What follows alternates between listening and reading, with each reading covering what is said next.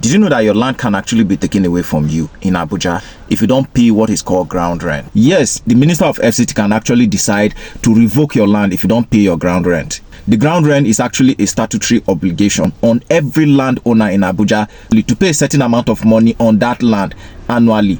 Section 16 of the 1978 Land Use Act actually empowers the Minister of FCT to put a certain fee on all the lands in Abuja and collect that fee as a ground rent. So he's actually empowered by the law to carry out this responsibility. The law also empowers him to determine the amount for which every landowner should pay, particularly if your land has the title of C of O. So the minister determines how much you're going to pay. Now, the amount of money you are going to pay as your ground rent is actually influenced by certain factors, such as the size of your land. Of course, the bigger the land, the higher the amount of money you will pay. The location of your land determines how much you're going to pay. Of course, if you have a land in places like Central Business District, Maitama or Asokoro, you are definitely going to pay higher as compared to somebody who has a land in places like Kubwa, Edu or Gwarempa. If your land is located in prime areas, you will definitely have to pay a higher amount. Another factor that also influences the amount you are going to pay is the land use. What's the land use? Is it residential, commercial, industrial, or for agricultural purposes?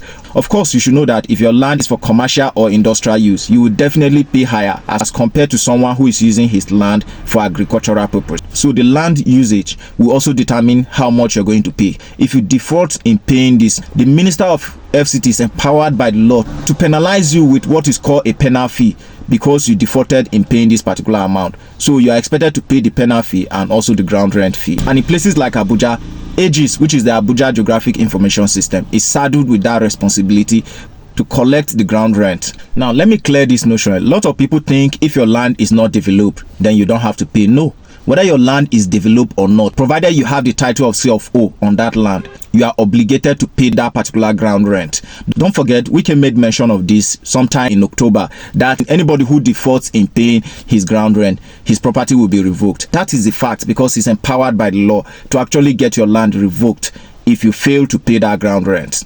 This payment is annually. Don't forget that the Land Use Act of the 1978 clearly states it that you are not completely the owner of the land. You only own that land for a period of 99 years. So after 99 years, that land no longer belongs to you. Now, let me also make it clear. This ground rent is not just applicable to Abuja. It is applicable to every state in Nigeria. Just that most of the governors have never enforced this and they have never really cared about it. But what are the benefits of paying this ground rent? The benefits include your land will be secured. Do you understand? It will be difficult for anybody to forge document on that land, because there's already a record that shows that you are the owner of the land because you have been paying that ground rent annually.